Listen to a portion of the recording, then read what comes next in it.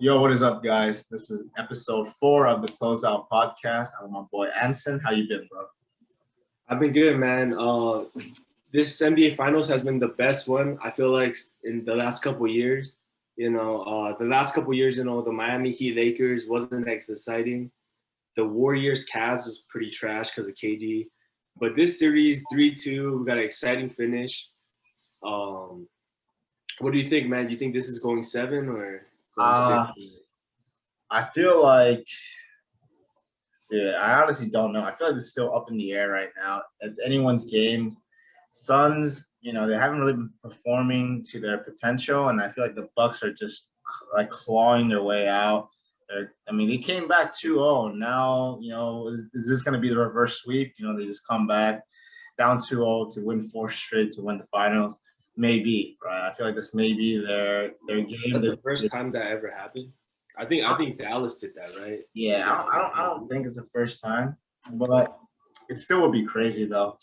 Like for them to come down 2-0, to go down 2-0, right, and then come back winning 3 straight is insane. Like I don't know, man. I feel like that might, because I did say this in the first or second podcast where I said that I believe momentum in the NBA games are a real thing, especially in the finals. Like if they get going, they get the groove on, they know what to do. And after what happened, the last 30 seconds of the game, the Denver lost the ball, got stripped by Drew Holiday to that game winning dunk was just like insane. I feel like that was what dude, that would be like the dagger just for the series, like that happening. Devin Booker wants to come back out this tonight. He wants to win. Chris Paul wants to win, but the Bucks aren't, gonna just say, hey, all right, here, we're gonna give you this win. We're gonna go game 7, right? But I feel like the Bucks might close this one out tonight. I'm not sure, but I do still want the Suns to win. Hopefully CP3 and Chris and Devin Booker pull some magic out. But yeah, I feel like Bucks might take this one tonight. Really? You don't believe in your boy Chris Paul no more? Dude, I don't know. I remember you had Suns in 4 or 5. I said Suns in 4 and 5, because I thought they would have the momentum to carry them, to win, right? Especially after Giannis was injured too.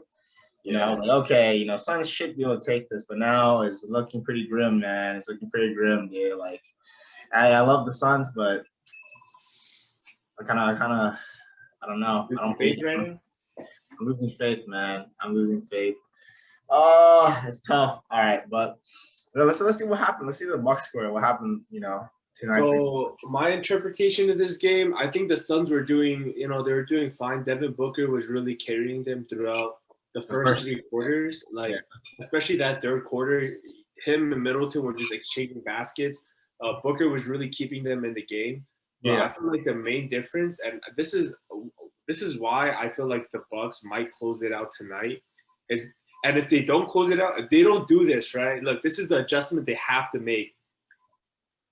And I'm wrong, I'll admit. I said the first or second podcast, I said Drew Holiday should be guarding Chris Paul. No, you need Drew Holiday on Devin Booker. Yeah. That third quarter, we saw PJ Tucker foul out, or he had like 5 fouls. Yeah. And that forced, because there was no one else to guard. That forced Drew Holiday. That forced Drew Holiday to guard him the whole fourth quarter, and Booker didn't do anything. Yeah. How many points did he have in the fourth? I'm not sure, but he had 30-something in the first 3, and he kind of just disappeared in that fourth quarter.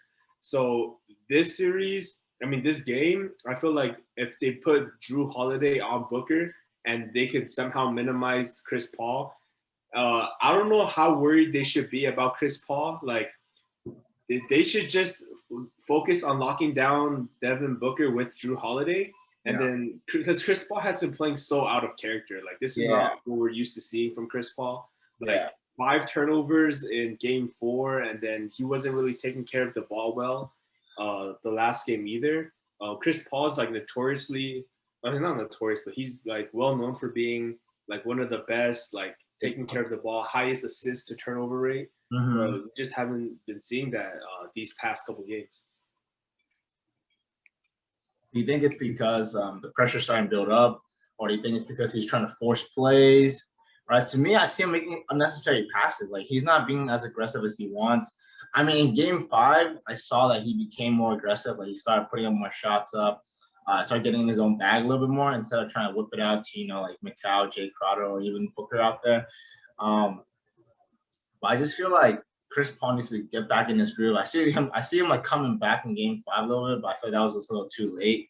Right. Like I wanted to see more Chris Paul helping out Booker, extending the lead. I remember I saw the first quarter, like they were up by like what 14 points or something. It was crazy. And all of a sudden, the second quarter, they're tied up or something. I'm like, yo, what's going on? Like, like what happened, right? Like, what happened to that lead? It just got deleted. Like how? What was going on with the Suns? What happened, right? But it looks like Chris Middleton, Drew Holiday did a lot to bring the Bucks back in to erase that lead, erase that deficit. But going to Game 6, I really, really, really do wish the Suns do a lot better offensively along with defensively. Like be smarter with their plays. Limit the turnovers, right? What they were doing I see the free throws, right? Like they did hack the Giannis and they worked, dude. 4 for 11. That's pretty good. Taking away Giannis's, potential to score from the line, right? That was really, really good. Fouling Giannis is, I feel like, good. I mean, for his Suns, they shot 90%. They only shot 10 for 11, and then Giannis shot 9. I'm not Giannis. The Bucks shot 9 for 17. But I feel like we talked about how they need to draw more fouls, and I feel like Suns are kind of doing that, especially like they're trying to draw more fouls to get to the line. But defensively, I just feel like the Bucks are so good defensively. They're top defenders. Like PJ Tucker's only job out there is to defend. Like either on Booker, on Chris Paul, or whoever he's on. Especially on Booker, right? Like I feel like that's a good strategy. Have Tucker, be a pest toward like Booker in the beginning. And if he does get in foul trouble, you can start bringing out Drew Holiday out. I feel like Drew Holiday offense needs to be there as well. So I think switching them out back and forth, allowing Drew Holiday to be the offensive threat, and then having him, defend Booker when he's like coming down late is good as well. Because I feel like, Booker is going to be offense all night. He's going to get tired out from Tucker, whatnot. As soon as Holiday's still on him, we can do the same thing with the Bucks, where we make him kind of useless in the fourth or like the closing quarter, right? Forcing his teammates to step up to either have to, carry, not like carry, like basically help the team win the game instead of just, I give the ball to Booker and have him do something, And I feel like that's what the Bucks have been doing really, really well at. But it was really tough, though, seeing that last possession. I think Booker really wanted that shot, but he just got stripped. I think there was like 3 players around him. Like everyone knew that ball was going to go to Booker. Like everyone knew. I think that dunk from Giannis is going to be one of the most iconic pictures, bro. Unless something happens in Game 7, because usually it's like the closeout games, like Kyrie crossover and the 3-pointer, and then, like the blocked by Braun. It's always like that closeout game, but I feel like we have so many good moments in like this series already. Yeah, this series. Honest block on DeAndre Ayton. Oh yeah, dude. Like, I also want to bring attention to like Giannis' defense. Like his help defense this series has been really, really good. He's just been kind of like in the background. He'll come, and this is why Giannis is like one of my favorite. He's one of my favorite defensive players because he's not afraid to get dunked on. Yeah, like, a lot of players, they're not going to contest dunks because they don't want to be on SportsCenter next week. Yeah, but Giannis, he doesn't give a fuck. He just jumps, and if he gets dunked on, he'll get dunked on. He got dunked on by Blake, but he also blocked Ayton. So that's the type of player Giannis is. Mm-hmm. I feel like he doesn't really care more so about the social media presence. Like I think he said this in an interview. I saw like a clip of he's like, like he wants to just continuously get better, right? Like defensively, offensively. And like he just wants to be able to be there for his team. Like he would rather be the guy to get dunked on and like try to attempt a block or for his team to win than to like, okay, I missed it. I just give up easy points, Like I feel like Giannis is dude, he's evolving. He might be like I don't know. We said Luka might be the face of the league, but I feel like the way Giannis is going, dude, he's gonna be a really, really good, player in like this for the next few years, in my opinion, right? Like, I don't know. I never thought Giannis would be able to like make the transition from just like you said, the running den guy, or like him just coming down to go on a fast break where he shines, he was able to evolve his game. I can see that a lot. Like he's not afraid to like guard, the smaller guards as well, or even the bigger players. And I feel like Giannis is for sure, in my opinion, if they win, I feel like he should be, Finals MVP. Take it back from Chris Paul and Booker because they might not win anymore. But I want to interrupt you, bro, because the internet, there's some crazy ass motherfuckers on Twitter. Stephen A. Smith, by the way, this dude said that Chris Middleton should be I believe CJ McCollum also tweeted this out. He said Chris Middleton should be getting Finals MVP votes. Yeah. I don't agree with this. Yo, give me Middleton has been good for the past 2 games. I got mine right here. Yeah, you got your right there. All right, yo, cap, bro, cap. Giannis has been great every game. Like he had one bad game, his first game back from a serious hyperextension knee injury. Yeah. I mean, other than that, his second worst game was like 26 points. Exactly. And he's been good. He has 2 40-point games and a 30-point game. So I don't understand why Giannis wouldn't be MVP. Middleton deserves some love. Don't get me wrong. He deserves, a couple of claps. Yeah, a couple of claps. That's it, bro. But Giannis is undisputed. If they win, Giannis should be the MVP unless Middleton drops 70 the next game. Then then we can't argue it. Okay, thing is, yeah. I feel like let's just say hopefully knock on wood, Giannis gets injured. If Giannis gets injured and Middleton drops 45, 10 and 10 or whatever to bring the team up to get a dub and win the championship, then fine, he can be in consideration of Finals MVP.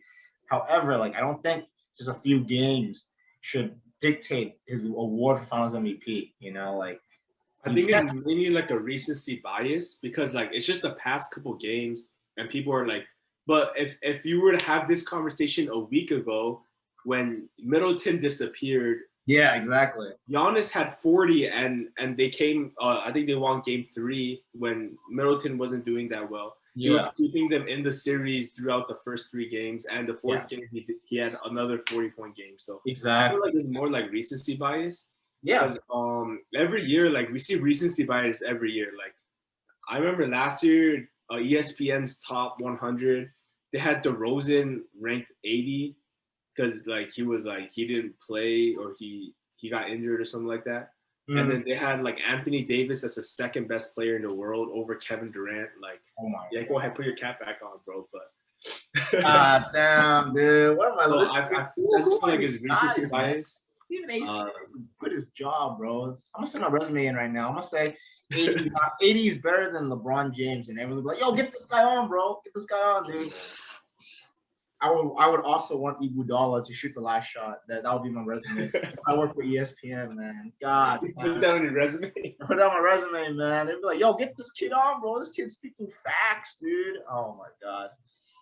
But I feel like when they were down 2-0, Giannis was the guy. If they do, the Bucks look defeated. That's why I was like, "Yo, Suns gonna take it in 4 or 5." They look defeated. The Bucks, Giannis was dude, hands on his knees. He's tired. He just came back from a maybe potential injury, and he was the one that was like, "Yo, no, we're not going down without a fight." He tried to rally his team together. I feel like he was the guy that was like, "Yo, I'm gonna drop 40, but I'm gonna need you guys to do something for me as well." And that's when Middleton, Holiday, and I feel like the entire staff and the entire roster was like, "Yo, we have a chance. We have Giannis. Basically for them, the greatest player for their team is on their team. We need to do something. We can't just sit there and let him drop 40 and lose, But I feel like Giannis is without a doubt for me, if they win Finals MVP, he has my vote, maybe I'll give one tiny vote, 1% to Middleton.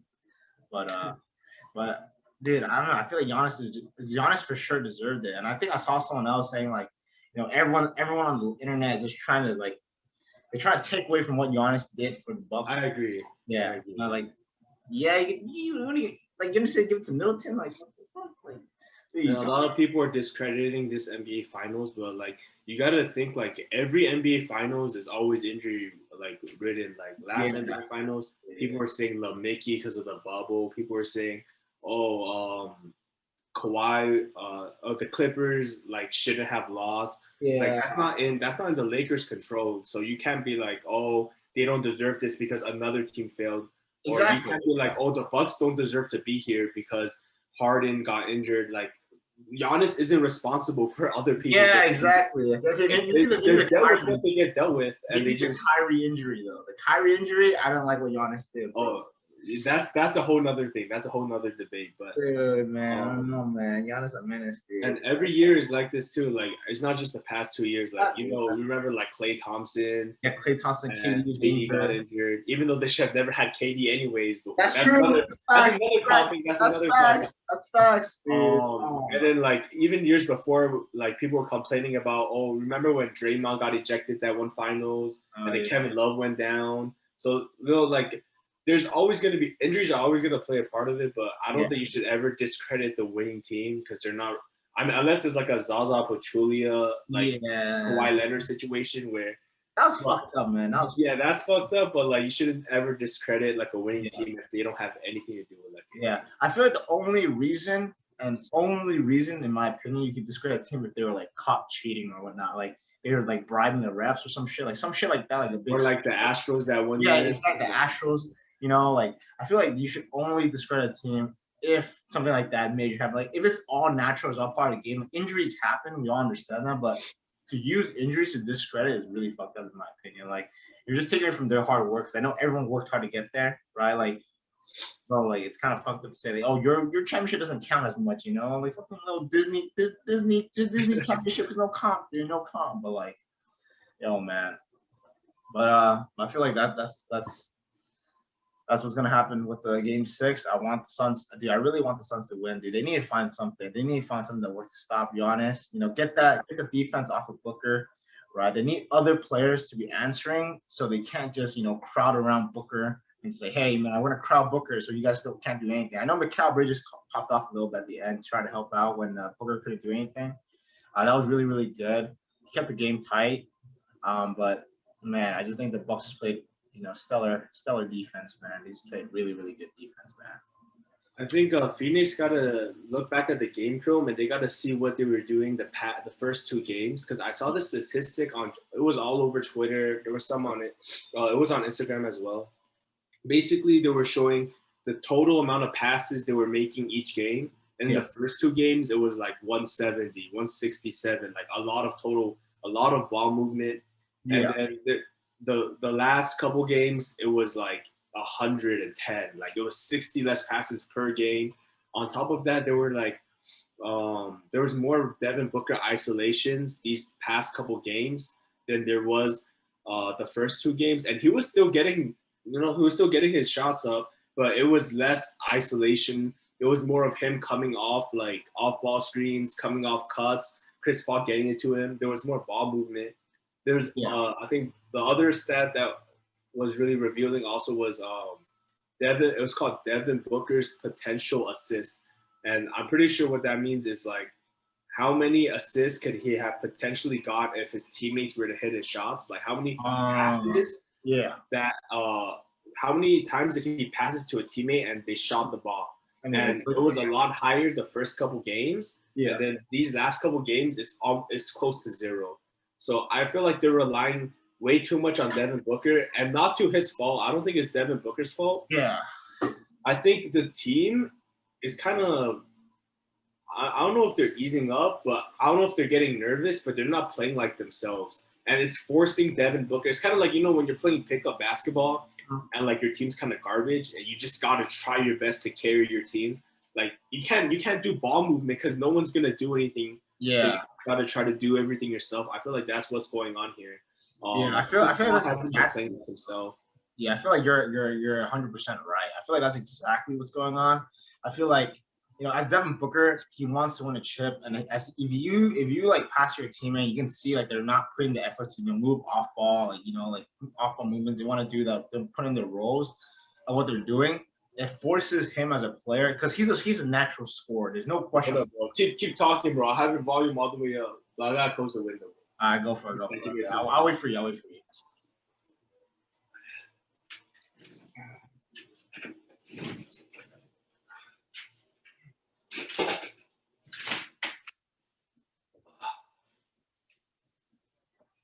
we good? All right. So what I was saying was that we all know Devin Booker's a natural scorer. There's no question about that he can just put the bucket, like put the basketball in the hoop, right? But he wasn't that player the entire season. Like he was a player that, okay, yeah, he averaged like what 24, 25 points every game, but the team also got involved. But I feel like it might be nervous. It might be the nerves kicking in for the team, right? They're like, yo, everything's on the line here. We're 3-2. That's why I feel like, I saw a title like desperation versus discipline in this game 6. Which team just stay disciplined with the game plan, with the game flow, what's been working around which team's gonna be desperate, chucking up shots for no reason, taking bad shots, pulling shots when you have like 12 seconds left on the shot clock. I feel like that's what's gonna matter a lot. A lot. But speaking of, just looking at the stats, like, dude, Chris Middleton had 29, Drew Holiday at 27, Giannis at 32. Okay, which is like around the same. Everyone almost averaged 30. You look at the Sun stats.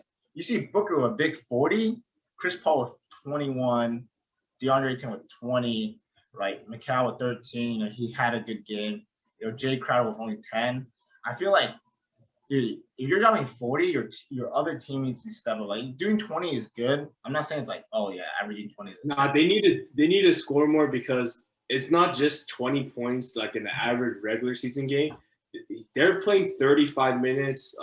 Aiton's, 20 points is decent, but in 45 minutes, you kind of need more than that. Because usually 20 points is sufficient because you have other players. Yeah. There's only 8 players right now. Look at how short the rotation is. Only 8 players got minutes. And then like Torrey Craig, 9 minutes. Cameron Payne only got 15. So you getting 45 minutes, you have to have more points than that. Yeah, exactly.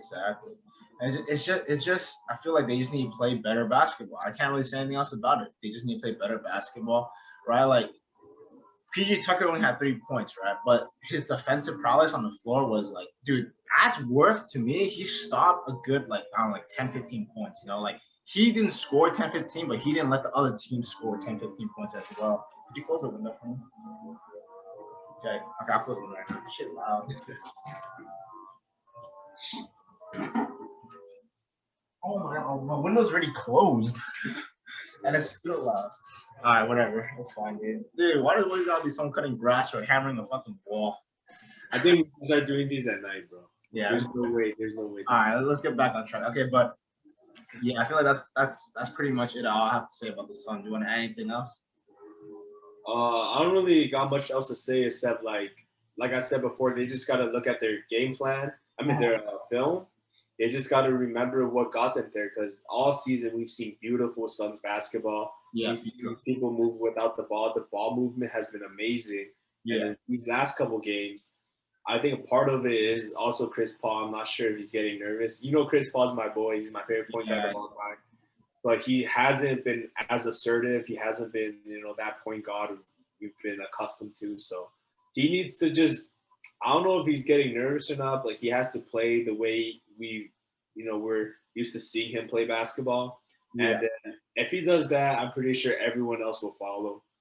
And yeah, that's what the Suns need to do, man. They just need to play like themselves.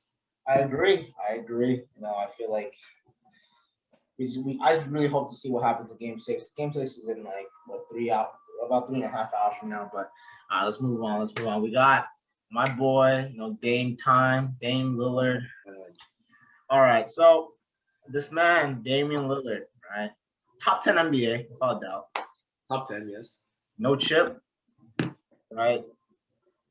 No chip. Down as one of the greatest players, top 5 greatest players to never win a chip if he doesn't get one. Okay, so now there's rumors of saying he wants to be traded. All right. So we see some of these trade packages that are possible for, do you think the rumors are true though? Because he did go on an interview and he kind of said, "Nah, I didn't request a trade." What do you think is really going on?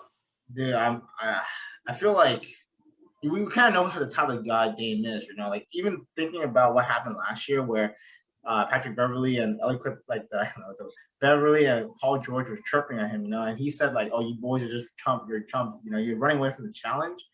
That kind of shows me that Dame wants to kind of stay loyal to to Portland. He wants to do in Blazers, but dude, if I'm Dame, I would have just asked. I would have been like, "Yo, do you think it's possible to either trade?" Like I would not say I want to trade, but I would be like, yo, we got to do something. Something's not working out here. Like, I can't be dropping 50 points on a fucking team and we still lose it, right? Like, I agree. I feel like Dame also, there was like a report of like the speech that Damian Lillard gave.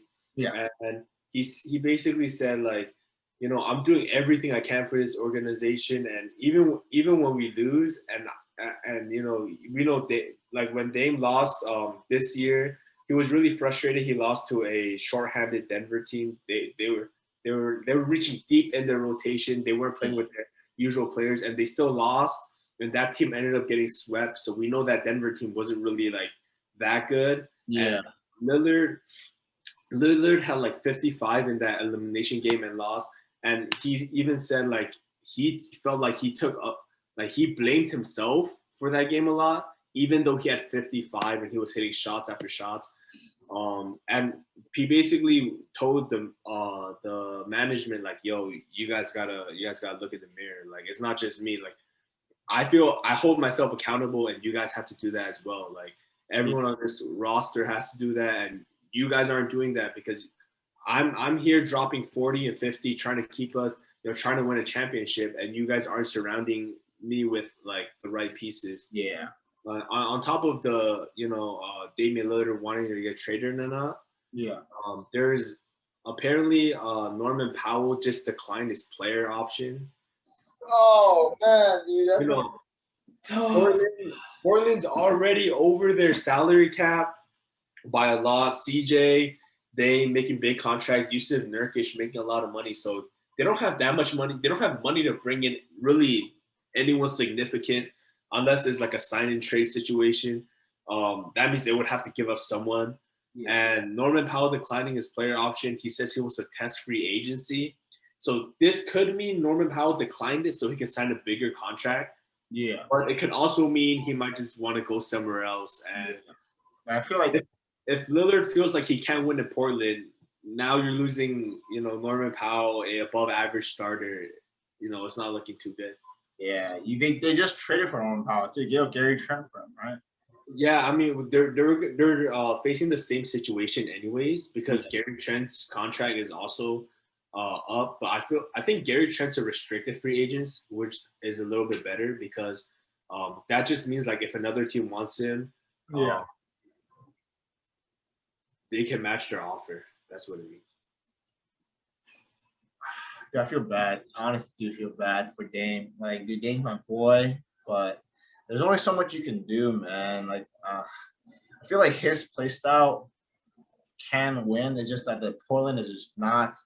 They're just not putting the right pieces around him. Like CJ and Dame together. Like, yeah, they're a duo, but it's kind of like Russ and Beal, in my opinion. They're just a better version of Russ and Beal, but they can't. Like, you don't ever see them winning a chip. Like Dame and CJ playing like that is not going to win a chip. Like, you can't expect them to win a chip that way, in my opinion. Like, it worked before where like Curry was just like, oh yeah, surround defense around, build players around Curry and Clay, and they'll win a dub for you. Like, okay, yeah, but that play style doesn't work anymore, in my opinion. It's just that you need more off-ball movements. Like, like when the player, like he needs players that can move around without the ball. Like that's what I see the difference between Portland and the Golden State Warriors, how they played there, like, the shooters, right? Curry, yeah, he is a shooter. He also can, take it into the hoop whenever he needs to. Dame is kind of like that. But Curry, most of the time, I don't know if you ever noticed, but I saw this like from Dev. He talks about, how like the Golden State had really, really good off-ball movements that allowed Curry to take it into the hoop whenever he wanted. Like, if he needed to, like, he couldn't get a shot up, he could take it into the hoop because a lane would be either wide open or like they'll be afraid of lob threat, right? Or like play in the corner or something like that, right? But Dame, they can kind of just stack him because like you don't really see it. Okay, yeah, I can argue CJ is a second star, which he is, but he's not like Klay Thompson where he can like hit down like 12 to like 10 threes in the fucking quarter. Like he's not that guy. And then you look at his other teammates. You got Rocco, you got fucking Nurkic. Like, dude, oh my God, I don't want to talk about this anymore. But I feel like Dame, I feel like CJ, like you said, like you mentioned, like, oh, he's not like Klay. But I feel like he can be Klay. But I feel like the main difference is like you said, CJ and Dame, you don't see them like enough to win a championship. I feel like they can win a championship together. I mean, they can, right? First, I want to say that I don't think they. I think Portland should blow it up. That's my stance on it, right? But Yeah. I feel like if we're, if we're not being realistic, right? If they bring another person in, I feel like they can. Like if it can't just it's the surrounding pieces to me, Yeah. which prevents them from winning a championship. But they can't really change their surrounding pieces because they're over the salary cap. That's the biggest problem. That's why Dame should leave, in my opinion. That's what you think. Do you think they should trade like all the role players, like not the like Roko, Nurkic, right, for like a potential? I mean, like not like a crazy third star, maybe like a bigger big man or something like that. So they So can have I it. don't think they even need a big star. So I like how you mentioned Golden State. Um, you mentioned Clay and Curry being the stars, but the main operating piece, and this is why Draymond Green, Draymond Green is so Exactly. important to their offense. Exactly. Because Draymond Green does what Robert Covington, not the shooting, right? Not the shooting, but that's taken care of.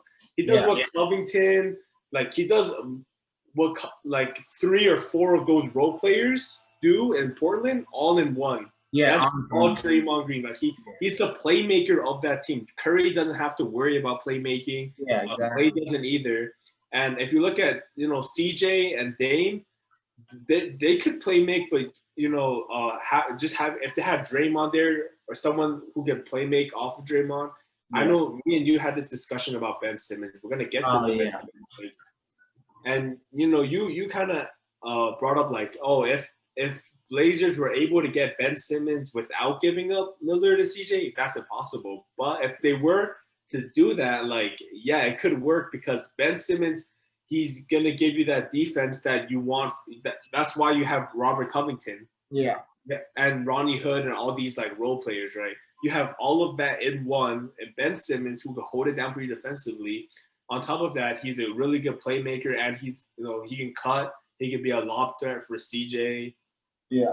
Or a Lillard too. So I think it's the surrounding pieces, but because they don't have a lot of cap space to get anyone. And then to answer your other question, you said like, do you think Portland should just trade everyone to get like just switch out the role players basically, or switch it up?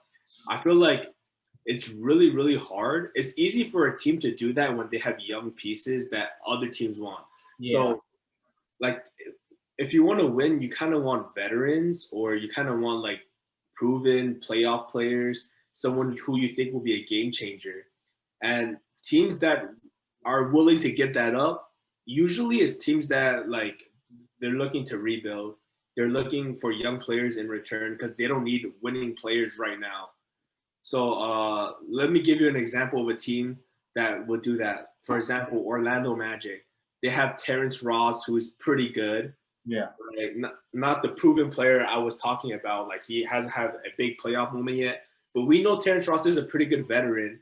And Orlando, he doesn't fit Orlando's timeline. They're probably going to look to trade him because, if you look at the roster, RJ Hampton, Cole Anthony, Wendell Carter, Chuma Kiki, all these young players.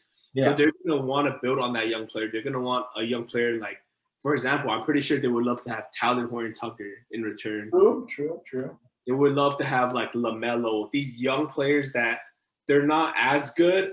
Okay, LaMelo's better than Terrence Ross, but like someone who's not as good as Terrence Ross right now. Yeah, but could be. Could be. So it makes sense. Both teams win. The team that needs to win right now gets the veteran who helped them right now. And the rebuilding team, they don't even care about right now. They just want to build. They just want good young players who could potentially be like a rotational player for when you draft Cade Cunningham. Then we can bring Cade Cunningham in with a future good player. That's exactly what the Pistons did, and that's why I think Pistons' future is really bright. By the way, number one Pistons fan in the world here. OG Pistons fan. OG Pistons fan. So, I'm gonna quickly talk about the Pistons, and then let's just get to the Lillard trades. All right, let's go. So this is the reason why I'm bringing up the Pistons is because I just want to bring up an example of why teams will want to trade a good veteran for young players. We saw Pistons, they got rid of Blake Griffin. They didn't really trade him, but they got rid of Blake Griffin. They got rid of Andre Drummond, Derrick Rose. They got draft picks. And what that does is it just tanks them. It makes them lose so they can get like a good draft pick. And it worked out, right? They got the #1 pick now. Yes, sir.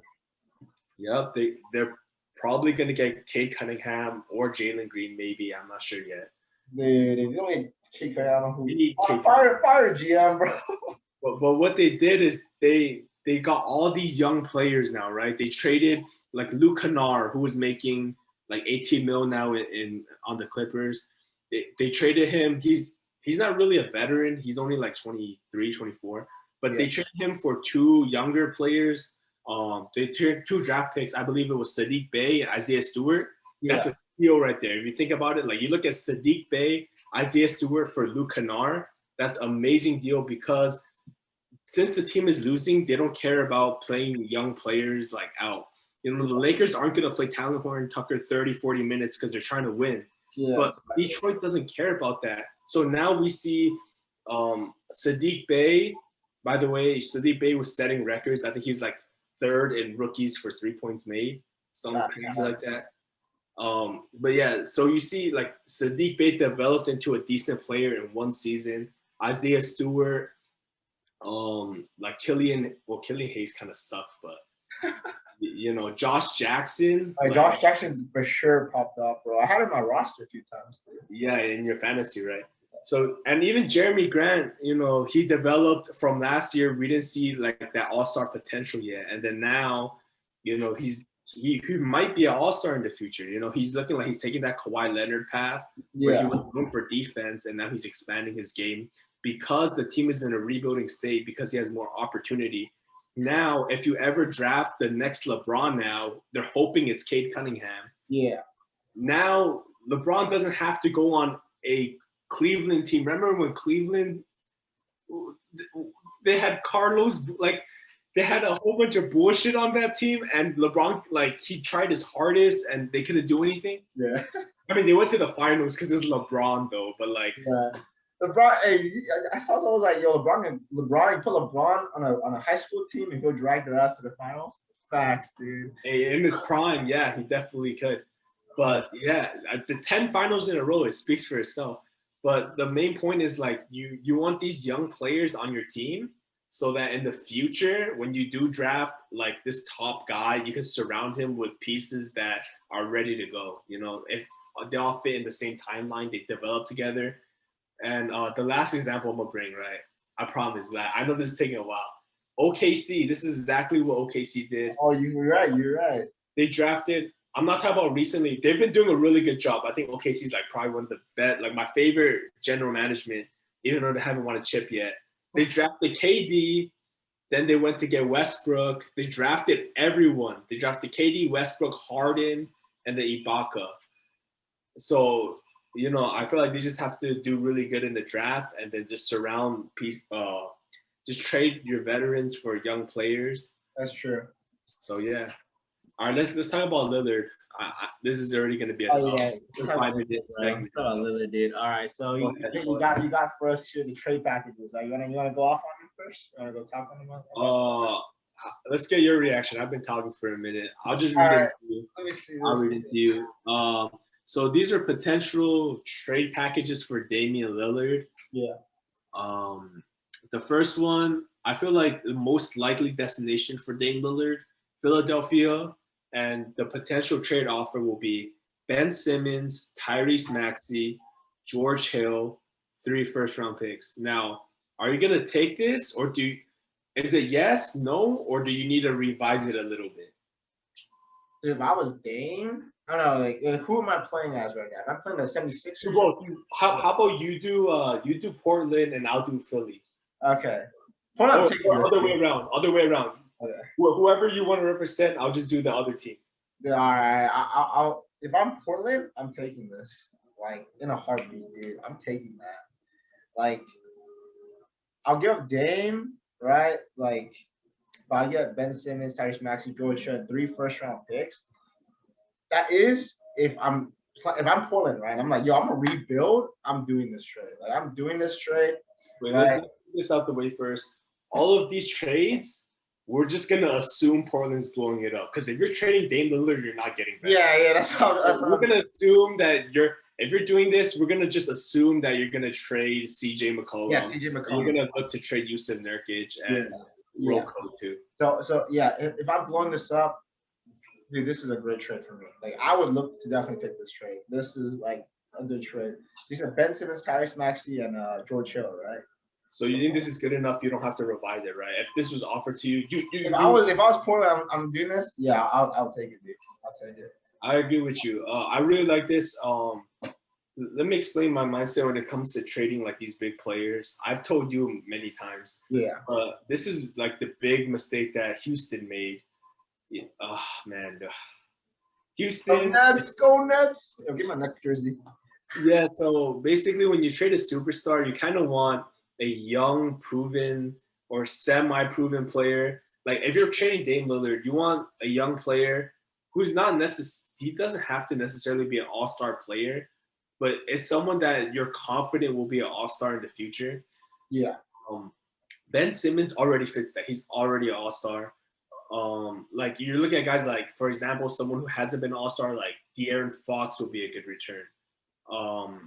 Shai Gilgeous-Alexander will be a good return. You want a combination of players that you think will be an all-star and first-round picks to compensate. You don't just want a bunch of first-round picks because, like, there's out of like every 60 picks every year, only like 3 or 4 of them are ever going to be an all-star in their career. Yeah. So that's like what? That's about like 7-8% chance you get an all-star. That means if you're trading James Harden for Kelly Olynyk, Avery Bradley, and Dante Exum, and 4 first-round picks. Let me just make this clear. Avery Bradley, Kelly Olynyk, Exum, none of them are going to be all-stars in their life, okay? All right? And then 5 first-round picks, there's a good chance none of them could be all-stars. There's a good chance, yeah. There's also a good chance you can draft Tatum and Brown like the Celtics did. Wait, the Rockets have the 2nd pick, right?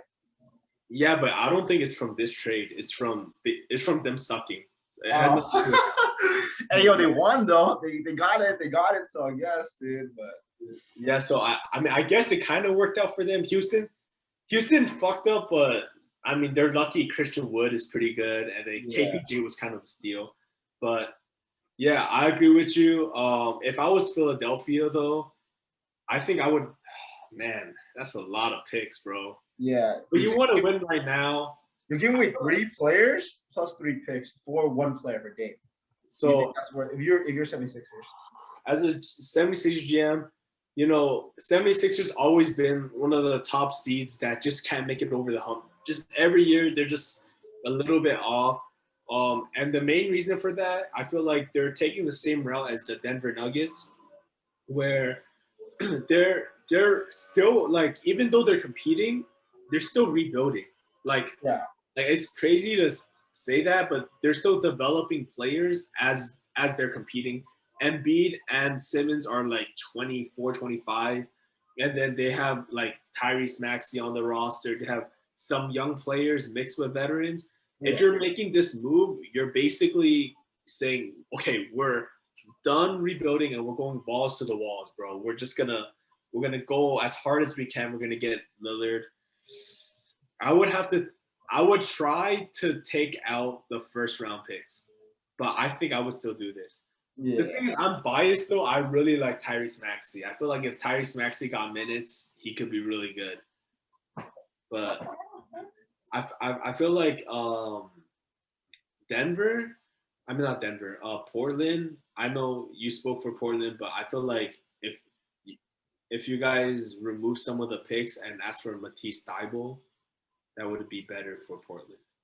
Yeah, I can see that. So basically, Matisse Thybulle, Tyrese Maxey, George Hill, obviously Ben Simmons for game, and then like 1 first round pick maybe. Okay, yeah, I guess, because like Matisse Thybulle is kind of like what you said, like a kind of proven but has potential player. Like, I don't. Matisse Thybulle isn't proven to be a all-star, but I feel like he's proven to be a really good role player. yeah, Like, role player. Like, yeah, he very be good role player. yeah. All All right, right, so Philly, next. I kind of like this for both teams. Let's go to the next one. All right, I don't really like this one, but I'll read it out. all right. I don't like this one for the Blazers. Obviously, New York, if they're getting Lillard, they're gonna like it.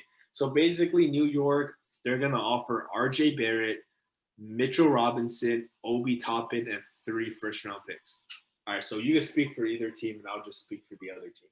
Yeah, I'm gonna speak for Portland again. I'm declining that thing so fast. Like, oh my god, dude! I would decline that so fucking fast before you say RJ Barrett declined, dude. Dude, are you fucking retarded? Like, dude, I agree with you, bro. Okay, maybe it's because I'm comparing this trade package to the last one, but bro, there's I don't want this at all. There's no way I'm doing that. There's no way I'm doing that. Like, RJ Barrett, Mitchell Robinson, Obi Toppin, 3 first-round picks, dude. To me, okay, like, bro, I must be fucking drunk. You gotta have a gun to my head, and then I'll sign that trade, dude. Like, all right, bro. Like, dude, this is like that's horrible. That is horrible, dude. I would not do that trade. I mean, well, what about you, man? You're a Knicks. I mean, obviously, like you said, you're a Knicks. Of course, you're taking that trade. If I'm the Knicks, yeah, fuck it, take it. I'm pretty sure with this, we probably still have money. You have Randall, D-Rose, Lillard. We'll have Randall, and then the Knicks have a lot of money, so they can bring in. Hey, if they can bring in Lillard, that's a lot better to convince Kawhi Leonard because Kawhi is not coming to New York probably, right? But if you were to call up Kawhi and say, "Hey, you have Dame Randall, you want to have Dame Lillard and Randall now," like that sounds like a pretty good with Kawhi. That's like the point is like if you get Lillard. Like, even if you don't get anyone else, like, I'm pretty confident in this. Well, I don't know if they're going to win a championship, but New York will be a lot better than they are now. And it's going to be a lot easier convincing, like, a third star. Dude, all I'm saying is that if Dame goes to New York, I'm going to have to root for both New York teams, dude. Let's go, Knicks. Nets. Let's go, bro. I feel like the Blazers, like, I agree with you. Like, none of these players are proven. RJ Barrett maybe could be an all-star, but Lillard is a superstar. Like, yeah, this guy is top 5 NBA, man. Dude, stop it. I don't know if I would like this package, and I would at least have to get quickly as well.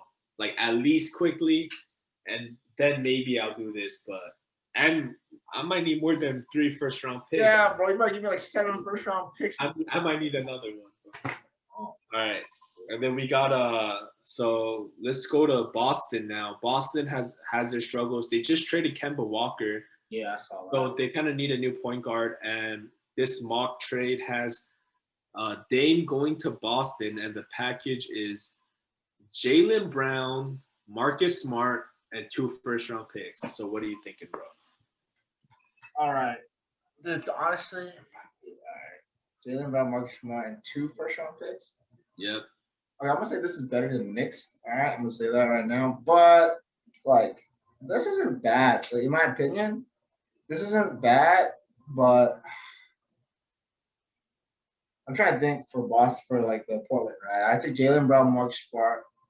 For Dame, I'm gonna have CJ, Nurkic. You're gonna trade CJ for someone. You're gonna trade Nurkic probably. So just think of it like you're rebuilding, but Jaylen Brown is probably gonna be the face of the franchise. Face of the franchise, yeah. Do you think I do? It could be biased because I kind of like Jaylen Brown and Marcus Smart, but yeah, I mean, if I'm rebuilding, I'm gonna say fuck it, dude. I'll take this trade. I will take this trade. I will write something else, and I will try to get some more.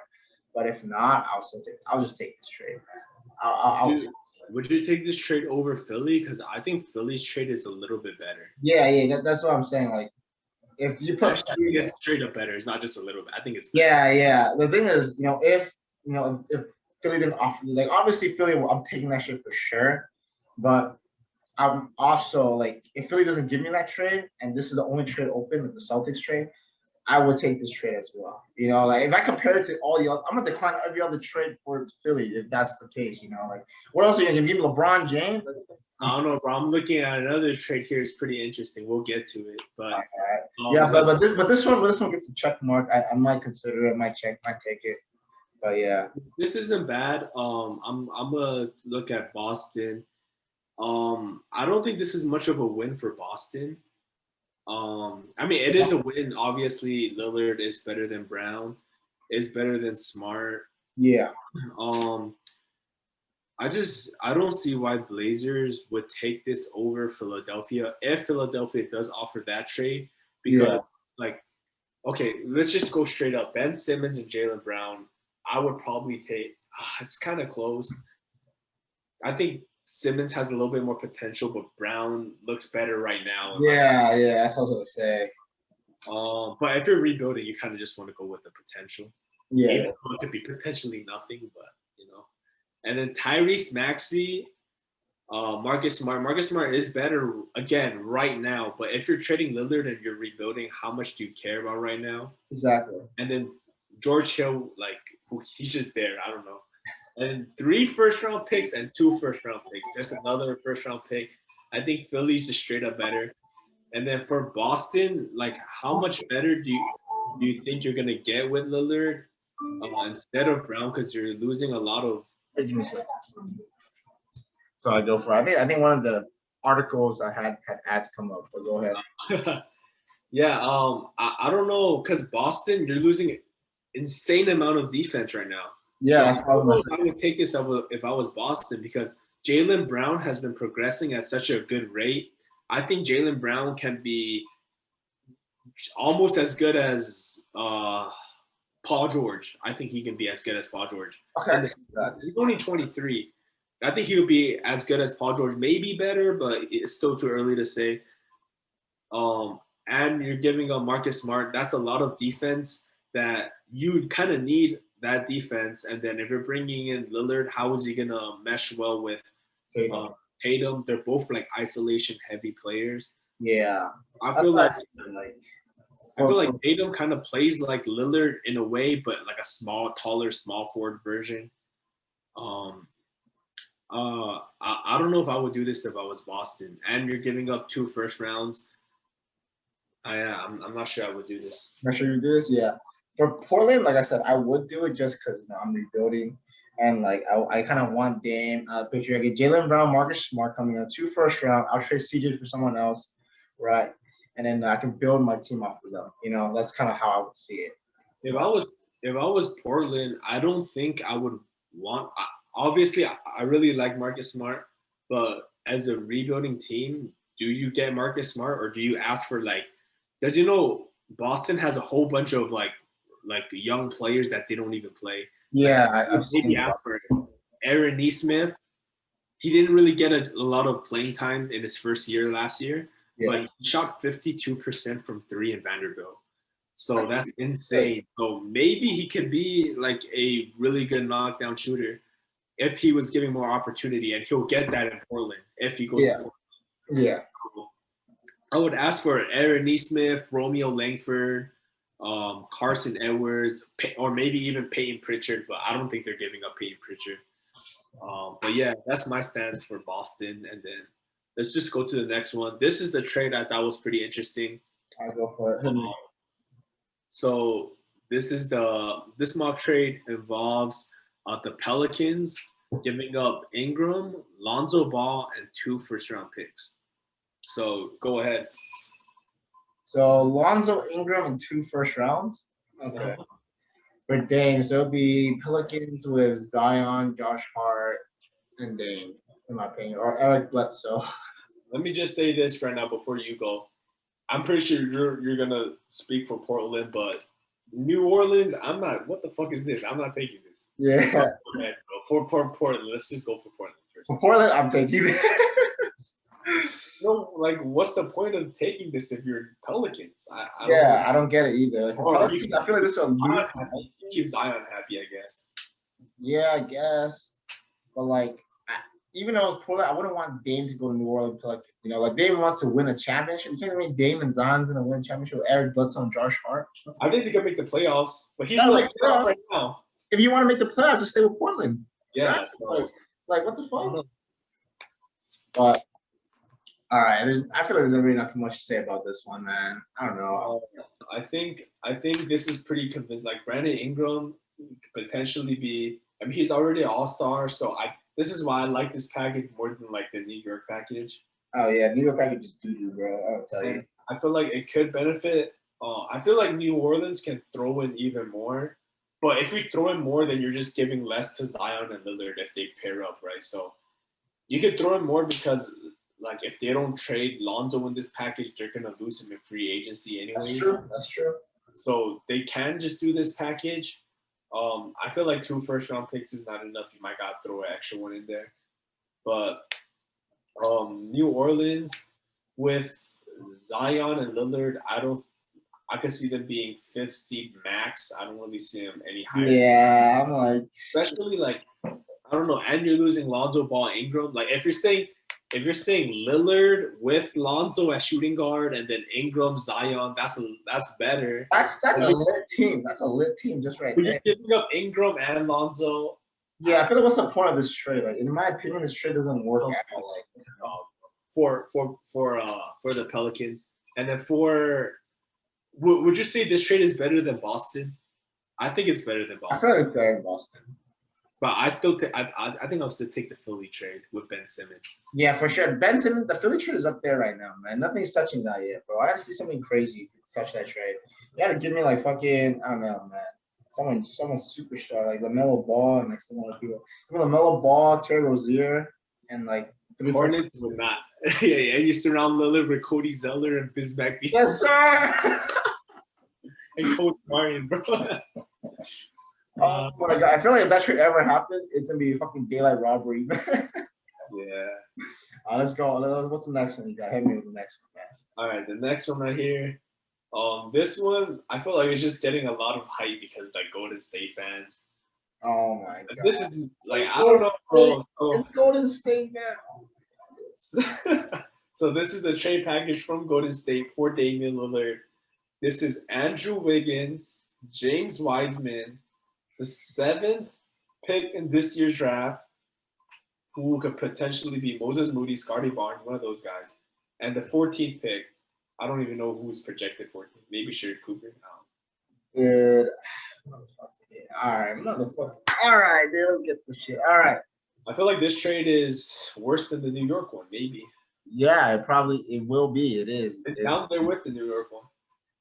Bro, what the fuck is this trade? I'm just thinking about Golden State side, right? Let's say you got Klay Thompson, Curry, and Dame. What the fuck is that? Like that doesn't even. That's pretty cool. That's lit. Dude, that's not lit. Dude. That's not lit, bro. Every night's gonna be a shooting contest between them three. That's gonna be the greatest shooting team, bro. Yeah, I don't care, bro. Dude, that team versus Kyrie, Harden, and KD will be lit as fuck. But hey, as a Laker fan, hopefully that don't happen. I'm not gonna worry about that, bro. Blazers not taking this package, but I have seen like on Twitter, on Instagram, like they're saying that they're gonna offer way more than this 7th and 14th. Like I've seen the mock trades, Wiseman, Wiggins, these 2 picks and like 3 more. It's like 5 picks total. Now that's more convincing than just these 2 picks. Yeah, I feel like you're right, bro. I don't know, man. Like Golden State, this Suns is pretty good, man. Like getting up Dame to blow it up for Andrew Wiggins and James Wiseman. Like, dude, you're serving me fucking shit on a fucking silver platter. Like, here, like, enjoy this, dude. I'll take your fucking filet mignon, bro. Like, dude, stop, dude. Where do you see Wiseman's ceiling? Like, what do you think Wiseman? Like, dude, I'll be honest with you. I haven't really watched Wiseman besides, like 1 or 2 games because I had Wiggins on my team, on my roster. But I only watch the games if I have them on like one of the players on my team, right? Like I watched like fucking the Kings game because I had the Aaron Fox. But like besides that, like I don't really watch the game, but I watched like 2 games because I picked up Andrew Wiggins. I had like a fucking empty roster. Someone's injured, but I feel like I haven't really watched enough Wiseman to give like a valid opinion. Like I can't just be like, oh yeah, he's dog because I don't really watch him. Like I never had him, never watched him. But what I've heard is that he's like a decent big man. Like I feel like Draymond Green is coaching him and some stuff like that, right? Or something like that. Um, but dude, as Golden State, I would rather keep Andrew Wiggins and James Wiseman along with the picks of 714 than pursue Dame just because like I don't like in my opinion, I don't see Dame fitting well with Curry and Clay. I mean, okay, yeah, like your team's gonna be Draymond, Curry, Clay, Dame. Like, just looking at that sounds stacked, but in reality, you like, dude, you're But taking the ball away from Curry. I think it's worth a try because like they're aging, like Curry, Draymond, and them, Clay. And I feel like this isn't really that big of a price to try to get a championship. I don't think this is that big of a price. Bro, Like, you might as well trade this entire package for KD, bro. You might get a better chance with him, dude. Get KD back to the Warriors, man. Get this guy out. Nah, I was kidding, dude. Hey, let's go Brooklyn Nets. I still believe next year, 2022 champions. Yeah, bro. I think going back to Wiseman real quick. Yeah. I think Wiseman is really interesting to evaluate. I don't even know how to evaluate him, but I asked you because I wanted your opinion. Yeah. Basically, for me, Wiseman got a lot of potential. I could see him being similar to what DeAndre Ayton is right now. Yeah. Like current DeAndre Ayton. Yeah. There's an off chance that he could be one of those like the level of Cat, but I feel like it's really hard. The reason why it's so hard to evaluate him is because we haven't seen a lot of games from him. Even in college, he only played 4 college games. Yeah. And in the NBA, he got injured most of the season. And also, we don't know his full potential because when he was playing, he wasn't getting a lot of minutes, only like 20 minutes a game, 25 minutes a game. Yeah. And on top of that, I don't think he fits the Golden State offense at all. Like I know a lot of people were really excited to have Wiseman because everyone was like, "Oh, Curry never played with this Golden State team with Curry, Clay, this setup right here, this 3 guys that they have, Draymond. Yeah. They never had a good center. They always had Andrew Bogut, Zaza Pachulia. They had all these. Eric Pascal was running center. Yeah. Kevon Looney. They never had a good 7-foot dominant center, and they thought Wiseman could be that for them. In my opinion, I think that's the complete opposite. I feel like Golden State's success over the years, like they've won multiple championships, multiple finals run, is because they don't have that center clogging up the paint. That's true. Their offense is so free. And with Wiseman there, Wiseman can't do what he wants on this Golden State team because he has to play in this Curry, Draymond Green led play style. Yeah. Which Clay fits perfectly in. But like Wiseman, his main role on this Warriors team is just to rim run, just to cut and get rebounds. But Wiseman in Memphis, I see in college, I've seen Wiseman's game is a little bit more than that. He can shoot the mid range, he can post up isolation. So I feel like on another team, we could see his full potential, which makes it a little bit intriguing for Portland. You can see what Wiseman can become. But like I said, it's not like a guaranteed thing. Like Wiseman, you could still put Wiseman on another team, and there's like it could potentially be a bust. So yeah, you're right. I feel like I kind of already said it. I wouldn't take this over. Like Philly trade. I don't know if I would even take this over the Boston or Pelicans trade in my opinion. So I was right there with New York for me. I think New York trade. You can top in 3 first-round picks. It's 3 though. 3. Yeah. But the thing is, the 3 first-round picks are in the future. Yeah. And if you have Dame Lillard on your team, those first-round picks aren't gonna be like a top pick. They might be the 20th pick. Yeah, that's what I'm saying. Like, I don't know, man. I feel like you get 7 and 14. That's like a lot better, Yeah. Okay. The thing is this. Like you said, if I'm rebuilding, right? Yeah, I would take this if it gave me something better. But comparing this to the other trades, I wouldn't take this one. I ain't gonna lie, Golden State, you want to win, bro. You might as well just give me like 6 picks, man. Yeah. I need like 5 or 6 of those, and all your pick swaps, all your second round picks too. Fuck it, you get Lillard though. Yeah, you know what I'm talking about. Yeah, that's kind of what I would say. But let's go on to the next one. All right, now. Who we got, man? Oh man, this is not looking good. Don't tell me some bullshit, right? Don't say, hey, I'll give you Trae Young for Dame Lillard, dude. Yeah, I'm glad you said bullshit, right? Because we got the Chicago Bulls offering some shit, bro. we got the trade package of Lauri Markkanen, Okay. Patrick Williams, who I really like, good rookie, and Kobe White. Oh man, this is something Steven offers me in fantasy. Dude, oh my god, this is Wait, and 3 first-round picks. Go ahead. No, absolutely not, dude. Absolutely not, dude. I mean, this is okay, but yeah, I don't. Why would Portland take this over? Yeah, I'm not taking this one, bro. This is just bad, bro. I mean, I really like Patrick Williams, but him alone, I'm not really that high on Lauri Markkanen, to be honest. I think he's a good fit with I think Lauri Markkanen could be a good fit with Giannis and Zion because he's like a shooting center. He's kind of like Brooke, he's like another Brook Lopez, like a Porzingis, Brook Lopez kind of. Kobe White, not bad, but I don't think this is enough to get Damian Lillard.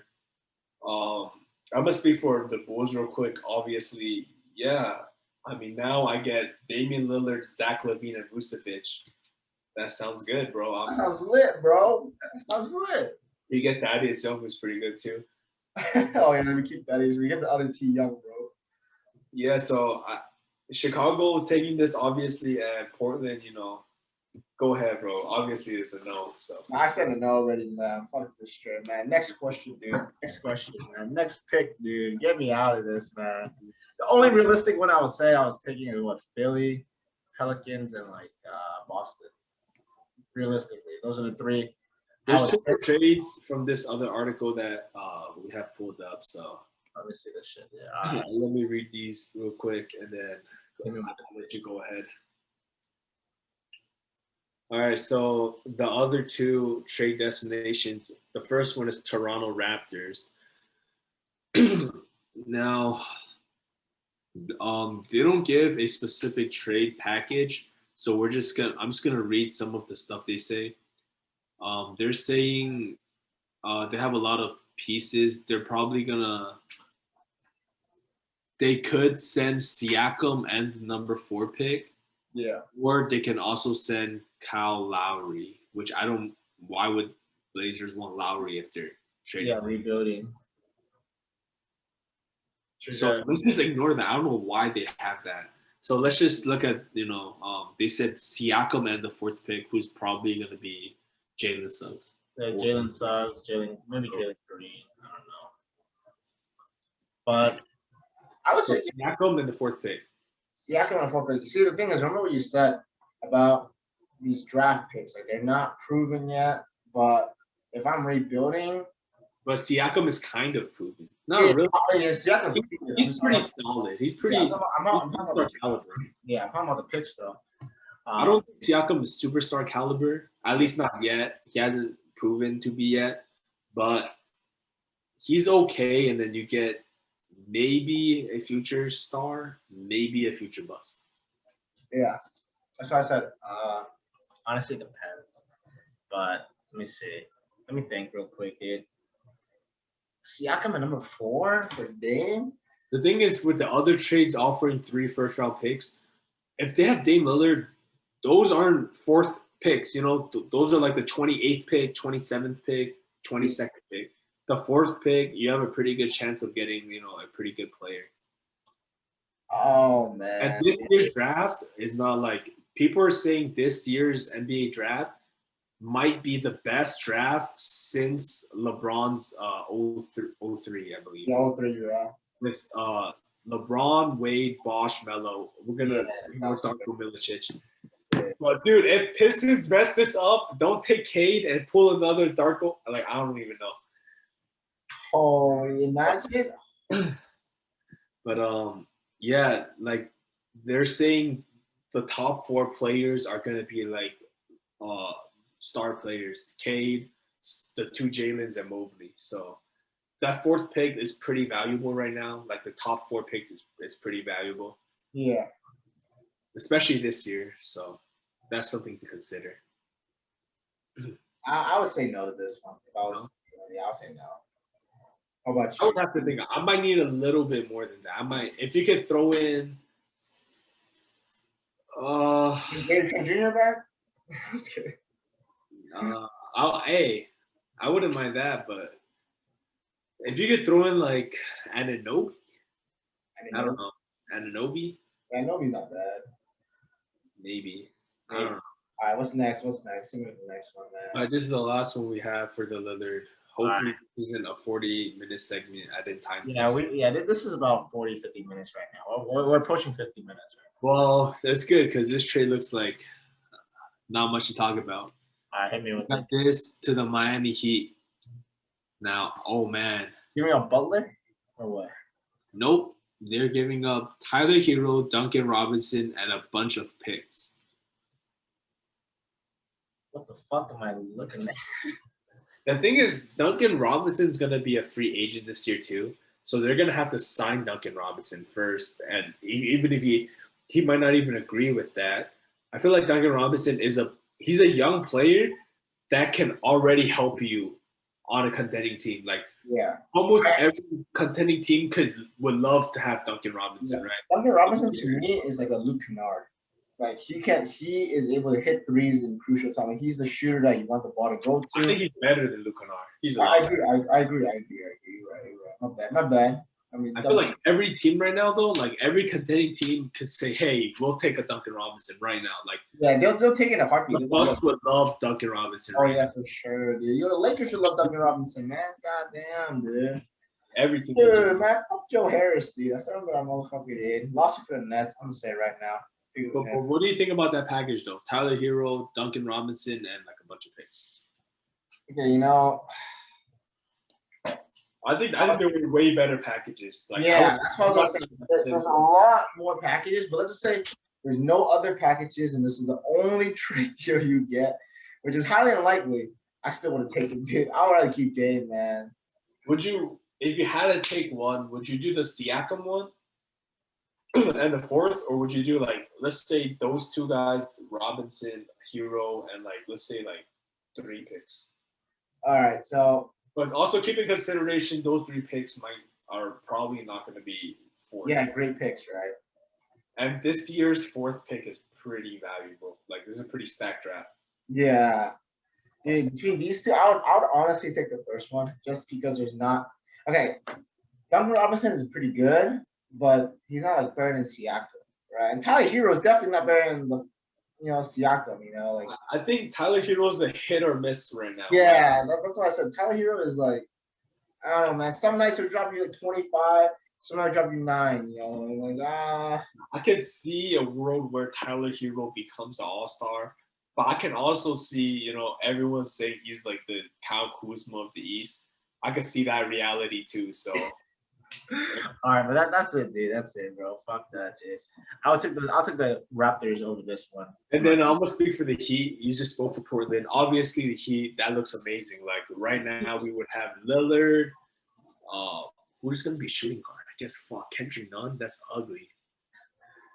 But you have Butler, Bam, and Lillard as your big 3. So that is insane, dude. That is insane. Insanely stacked, in my opinion. That looks good. And you would still have Dragic. You probably sign and trade him and get like a shooting guard.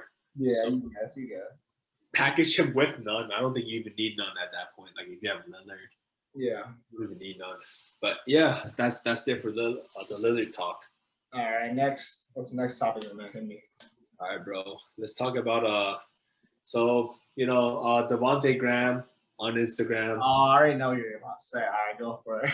Showing flashing around his workout his gains. Yeah, and we spotted LiAngelo Ball lifting weights with the Hornets with LaMelo there, right? So there's rumors right now. LiAngelo was supposed to play. I forgot what league. It was like some type of summer league. Was it the Drew League or? I'm not even sure. It might be the Drew or G League. I forgot. he was supposed to play for like this summer team or whatever, and a lot of people came to watch, but he didn't show up. And then in the interview after, they asked him like, "Yo, where's D'Angelo? Like, where'd he go?" And his grandfather, LeVar's dad, said, "Oh, he's in North Carolina right now. He's in Charlotte. He's you know." And they asked him why. He's like, "Oh yeah, they're keeping him up there, and they might keep him. You know." So I don't know. Maybe he's gonna play for the G League, but I don't know.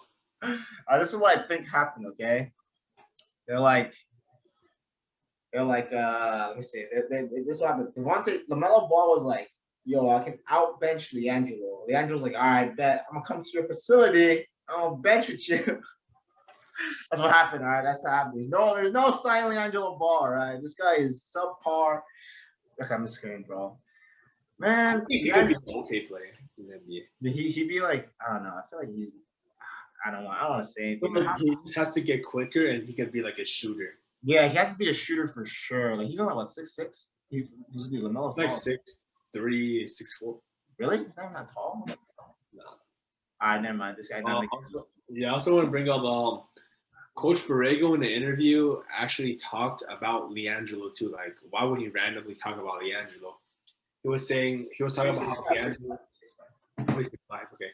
Oh, so that's okay size. I feel like it's okay size. The shooting guard or something like that. I mean, dude, I'm pretty sure he could be like at least like a Austin Rivers, like at least. Like yeah. Okay. But, you know, James Borrego, actually, the Hornets coach, actually talked about LiAngelo, brought him up in an interview of how he meshes with LaMelo Ball, and then now, a couple of days later, and this is the point we want to get to. We don't really care about LiAngelo. We just want to get him out the way real quick. Yeah. I like LiAngelo, but like that's not the main point. That's true. The main point is, you know, with the rumors with LiAngelo, a couple of days later, LaMelo Ball posted on his story. Did I send it to you? I don't know. Let me get the exact quote. He said he basically alluded to Lonzo going to the Hornets. He said something about, I'm not wearing number 2. Yeah. He's like, you're not wearing number 2 no more. Something like that. So, yeah, he said, no more 2. It was on me, gang, at Zoe. So, and Lonzo's going to be a free agent. Pelicans aren't looking to match a contract. Oh, my God, dude. So, if LiAngelo is working out with them, and then 2 days later, Melo is hinting at Lonzo not wearing Lonzo's jersey number anymore, maybe giving it up.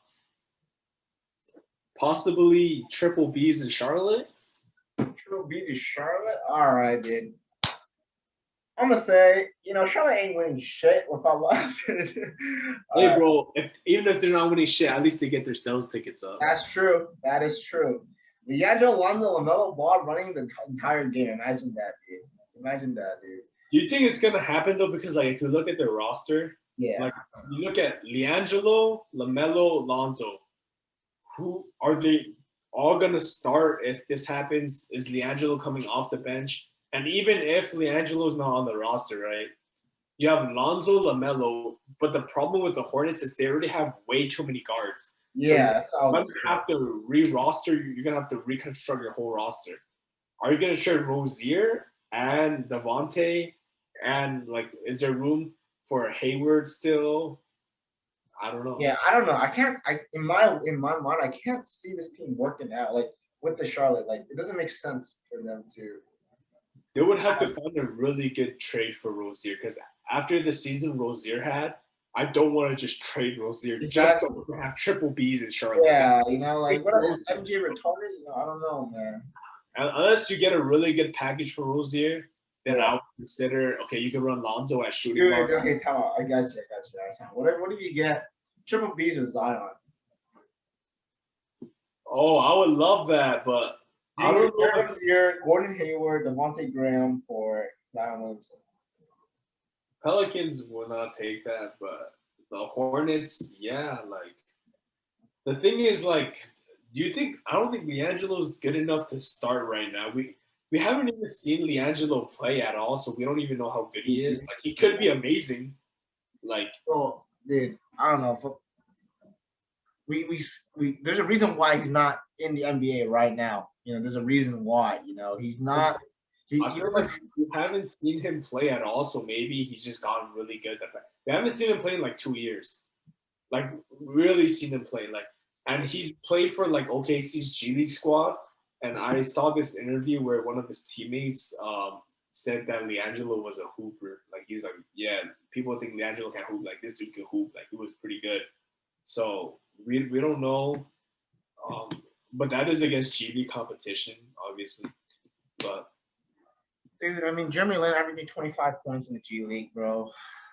Hey, but G League does show you, like, you know, one of the top picks, Jalen Green. He's from Jalen Green for sure. Jonathan Kuminga. So I feel like G League evaluation isn't too far off. Like we seen Kevin Porter Jr. average 25, and then he still got it in the NBA, obviously. So, but even if LiAngelo, you know, goes to the NBA, I don't see him being like a starter, player in the next couple years. Yeah, probably some time. He'll probably be a starter in the future, but as of right now, I feel like that's just you're just reaching at that point. You know, like we haven't seen LiAngelo play at all. You know what you said. Like, we haven't really seen him play. You know, like you know he'll mess around here and there with like his brothers. Like we hear all these rumors, or not rumors. We hear all these talk like he's working out with different teams, working out with OKC, you know, G League or whatever, working with the Clippers, working with Charlotte now. Like I guess we'll just let his basketball speak for it, you know, because like I said, I can't really say anything. Like, say, oh, you know, LiAngelo is like what 6'5", like we just searched up, but he's not like a crazy addition to any team. You know, like, we don't know how he is in the NBA, man. This guy, if he chucks up like 3 for 18, what's the point of having this guy? I'll have Shooter over here chucks 3 for 18, right? Like it doesn't make sense, you know, but. Hey, Triple B, one day, I mean, that's what LeVar is saying. You know, they want Triple B to be on the team. I think Lonzo said that too. Like, it'd be dope if he could play with his brothers. But I just don't see how that worked out. You know, like at least not in Charlotte. Yeah, you know, maybe not in Charlotte, man. Maybe in the near future, maybe you know, if like LiAngelo actually grows into a really like good role player, and allow like Lonzo and LaMelo to have do their thing. Because I feel like that would be like the only way it worked out. You would need to like basically a full rebuilding team, bring the fucking Ball brothers, get some sales tickets. That's about it, right? But I don't really see much about it, like about that happening. But yeah, I mean, it'd be dope to see them together, but is it gonna happen? Probably not. But yeah. All right, man. Not much to say about that. And then the last little topic, I guess. Oh yeah, last topic, bro. All right. Team USA, they got a W. Top it up for them first, finally winning some games, man. Finally making. We still shouldn't have lost 2 games. Yes, sir. Right. We only lost 5 in history and 2 this year, so that's That's crazy. But to make matters worse, Bradley Beal, Kevin Love is now off the team. Well, Kevin Love, whatever. Yeah, Kevin Love is like, all right, whatever. Kevin Love, okay. Go get your rest, buddy. Yeah, go do whatever you want, man. Go for a vacation. So Bradley Beal, Kevin Love are off the team now.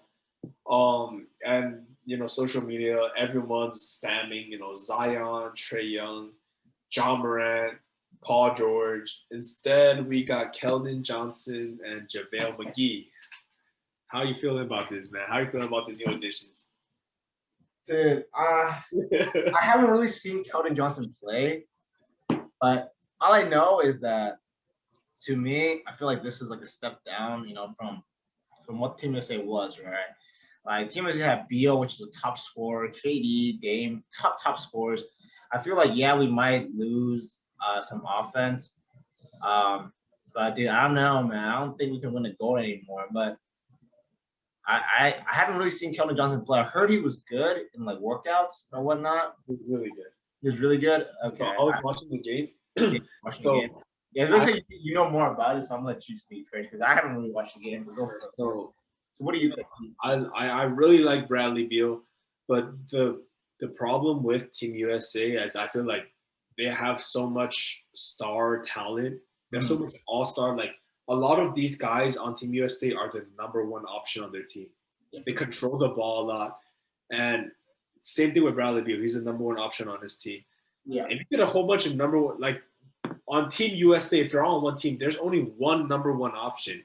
There has to be role players. And I feel like Keldon Johnson is not better than Bradley Beal. Don't get me mixed up, right? I'm not saying that at all. But Keldon Johnson is fulfilling his role player roles a lot better than Bradley Beal is, where I was watching that game against Spain. Keldon Johnson was cutting like I haven't seen the Team USA other guys cut, move without the ball, and him cutting. Not only does that give him easy buckets, it keeps the offense moving, it keeps the defense scrambling, and it sets up shots for other players.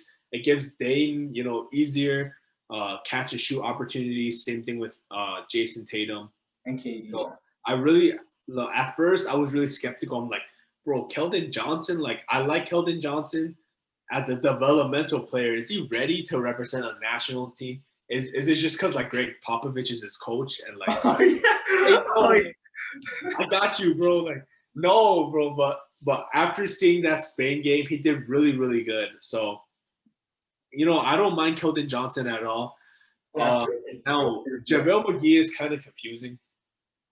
I feel like and I'm a big JaVale McGee fan too. I love. Get the cap on, man. JaVale McGee fan my ass, bro. Where's my JaVale McGee card, bro? I love JaVale McGee, bro. Like, I really like him on the Lakers. Like, I would much rather have McGee and Dwight instead of fucking solid drummer. I really like JaVale McGee, but okay, I'm not a big JaVale McGee. My bad. Cap's still on, bro. I'm a big Wade fan. I'm a big Kobe fan. But I'm a big Ball Brother fan. I'm not a big McGee fan. I like McGee a lot though.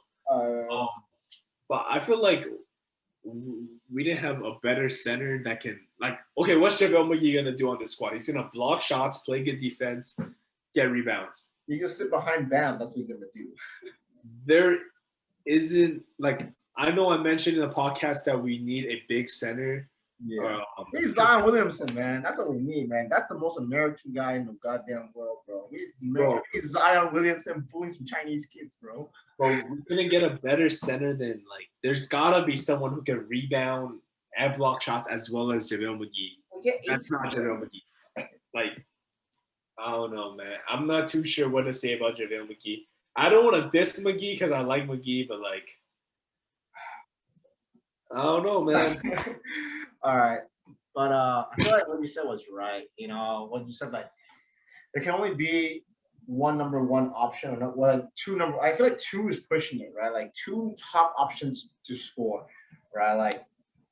Unless you're Brooklyn, then yeah, you got three. But the thing is, we saw how Brooklyn worked because everyone kind of took a smaller role, like Harden. Yeah, scoring if they're as much. Exactly. But like you said, if you put Dame, who's the number one option on his team, right? Yeah, and then you try to play together, it just doesn't work out because, like you said, we need role players and we need players that are able to step down from that. Oh, they're used to being the ball dominant one, putting up 40, 50 points for their team. So I feel like every player can do that. On Beal was averaging 37, Tatum was averaging 29, right? Dame was averaging fucking 30 or whatever, right? Tatum was going crazy because Kemba was injured, Jaylen Brown was injured, I think. But those are all top scoring options, and like you said, you put them all together on team. It doesn't work out. You need to find that team chemistry where players are able to benefit off of each other.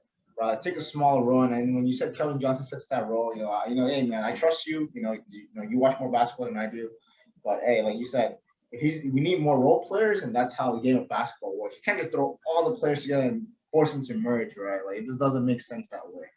But I mean, it will make sense with the dream team, obviously. Fuck it. Yeah, but you have Kobe, KD, Carmelo, LeBron. Fuck it. But yeah, well, because that's just overkill. But the thing is this: I feel like the Team USA right now, they don't feel confident. I honestly they don't feel confident. They're not confident in the fact that they can win a gold, and that's when their instincts kick in of, hey, I need to be the guy to make our team win a gold. You know, everyone instinct kicks in like that, it doesn't work out because now you're just putting bad shots up. You know, people are wide open. You're just playing bad basketball at that point. You know, but think about it, back in 2012, who was stopping them? No one was stopping them, bro. No one was stopping them, bro. I was watching after Team USA kept losing. I was like, damn, bro, I missed the old days. I was watching a lot of I had him in the background, full games. Yeah. The 2012 team was working really well together. Yeah, they were not ball hogging. Carmelo was not. Carmelo played like a sharpshooter. He wasn't calling for ISOs all game. Yeah. The ball movement, KD and LeBron were sinking in so well. Yeah. LeBron wasn't even looking to score. He was just throwing dimes. Yeah. He was enjoying that shit.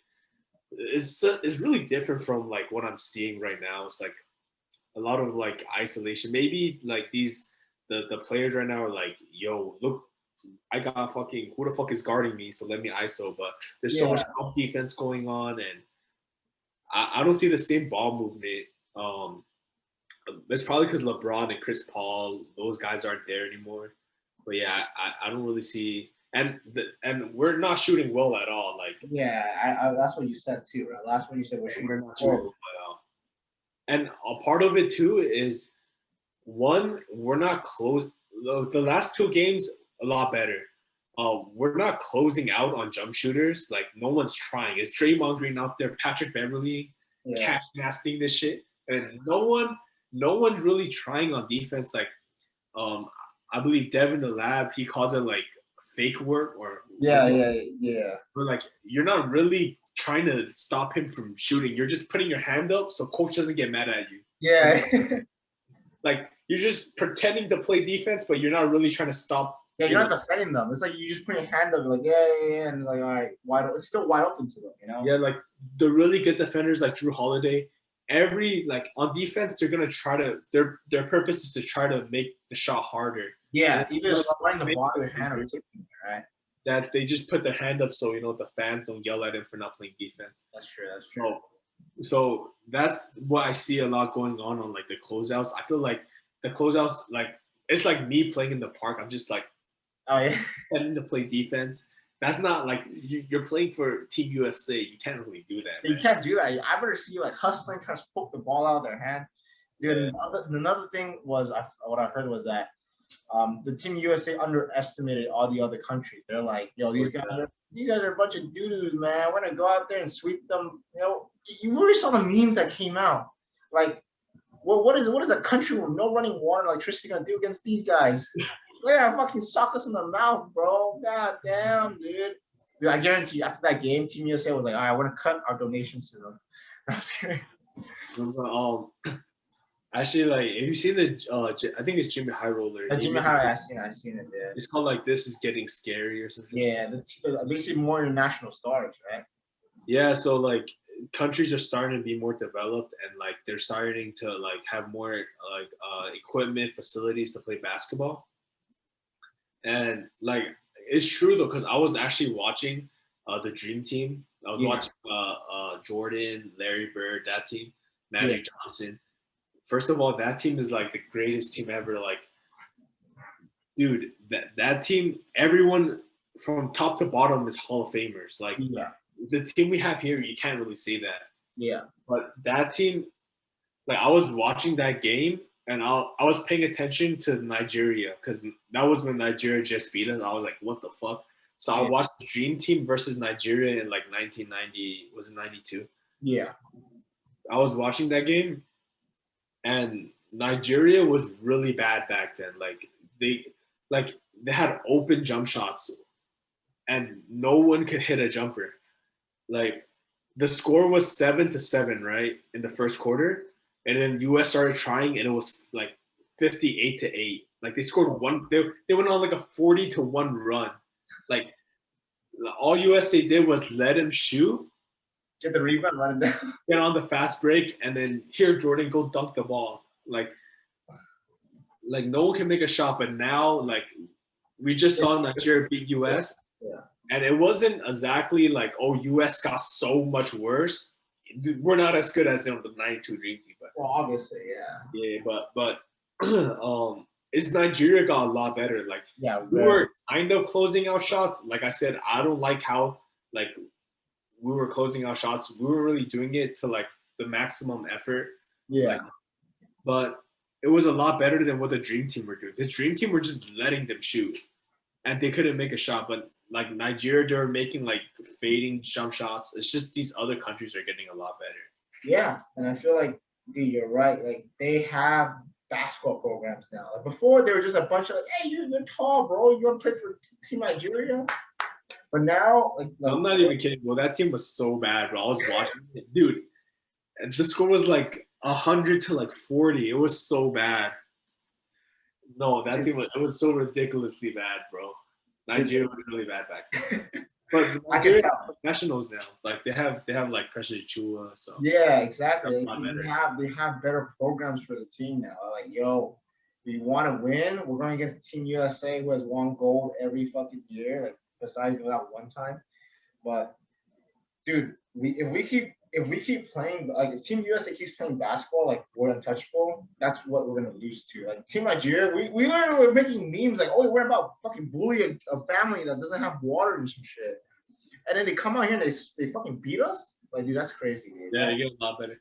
The world's catching up, so like, yeah. And another thing I want to bring up is that like, a lot of these foreign countries, a lot of these foreign players, if they have a chance to play for their country, there's no way they're denying it. And that's just how like other countries look at it. Like NBA players, they don't look at it the same. Like they asked Giannis this question and they asked Luka too, and they both had the same answer. They basically asked him, what means more to you, winning the NBA championship or bringing a gold to Slovenia? That's your country, basically. And they said, I would much rather have the gold for my country. Yeah.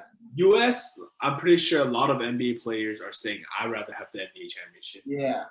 So it's not the same. Like we're not taking the Olympics or international basketball as seriously as like other countries. You see Pau Gasol, like we're saying, oh, the one's old. He's not playing. He's not going to play anymore. Oh, Chris Paul, you need your rest, bro. Pau Gasol's 85. He's out here fucking still playing basketball. So these guys, like, they rather give up, they rather give up a lot just to play for the league. And then I feel like Team USA, a lot of them are like, oh, I'm not going to play because I don't feel like it. Yeah, exactly. That's why I said, like, dude, they just have a different mindset too. Like, even Jimmy Harrell's video, right? He said, like, these guys are playing for the country. Like, they're like, yo, we need to do our best. And like you say, Team USA, they're just like, yo, a national NBA champion's good enough for me. I don't really want to go play anymore, Like, to me, it's just like the nationalism. Like, you want to play for your country because you want your country to like, you want to prove something to the world that your country's the best. But I feel like having all those wins did something to Team USA too. They're like, yo, we're about to win gold again this year. Just grab a bunch of fucking get a bunch of first round, like number one, option for the team. Put them together, let them play. We'll take a gold easy, right? But I feel like the other teams are like, yo, we have to like play well to beat Team USA, right? Like these guys they're no jokes. Like these guys are crazy.